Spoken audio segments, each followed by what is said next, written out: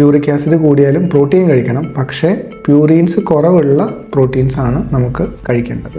ആൽക്കഹോളിൽ protein ഇല്ല, ബിയറിൽ protein ഇല്ല, പക്ഷേ ആൽക്കഹോളും ബിയറും കഴിച്ചാൽ യൂറിക് ആസിഡ് കൂടും. യൂറിക് ആസിഡ് സാധാരണ കൂടുതലുള്ള പേഷ്യൻസ് അന്ന് ചോദിക്കുന്ന ഒരു കാര്യമാണ്, പ്രോട്ടീൻ കുറയ്ക്കണം അല്ലേ ഡോക്ടർ, ഏതൊക്കെ ഭക്ഷണമാണ് കഴിക്കേണ്ടാത്തത് അങ്ങനൊരു ചോദ്യം ചോദിക്കാറുണ്ട്. എല്ലാവരുടെയും ഇടയിലുള്ള ഒരു കോമൺ പ്രോബ്ലമാണ് യൂറിക് ആസിഡ്. പക്ഷെ നമ്മളെല്ലാം ചെയ്യുന്ന കാര്യം എന്ന് വെച്ചാൽ ഇതിനൊരു എക്സാക്ട്ലി ഓപ്പോസിറ്റ് ആണ് ഇതിന്റെ പ്രിവെന്റീവ് മെത്തേഡ് എന്ന് പറയുന്നത്. യൂഷ്വലി പ്രോട്ടീൻ റെസ്ട്രിക്റ്റ് ചെയ്യല്ല ചെയ്യേണ്ടത്, പ്യൂറീൻസ് എന്ന് പറഞ്ഞ വിഭാഗമുണ്ട്. പ്യൂറീൻസിന്റെ ബൈ പ്രൊഡക്റ്റ് ആണ് യൂറിക് ആസിഡ്. സോ പ്യൂറീൻസ് കൂടുതൽ വരുന്ന ഫുഡാണ് നമ്മൾ ഒഴിവാക്കേണ്ടത്. ഒരു എക്സാമ്പിൾ പറഞ്ഞാൽ മസ്റ്റായിട്ടും കഴിച്ചിരിക്കേണ്ട ഫുഡാണ് എഗ്ഗ്, ചിക്കൻ, അതുപോലെ തന്നെ നമ്മുടെ ചെറുപയർ, അങ്ങനെയുള്ള കാര്യങ്ങളൊന്നും യൂറിക് ആസിഡായിട്ട് വലിയ ബന്ധമില്ല. നേരെ മറിച്ച് റെഡ് മീറ്റ്സ്, നമ്മൾ കഴിക്കുന്ന ബീഫ്, സീ ഫുഡ്സ്, ഇതെല്ലാം കൂടുതൽ പ്യൂറിൻസ് ഉണ്ടാക്കും. സോ ഒരു മിസ്അണ്ടർസ്റ്റാൻഡിങ് വേണ്ട.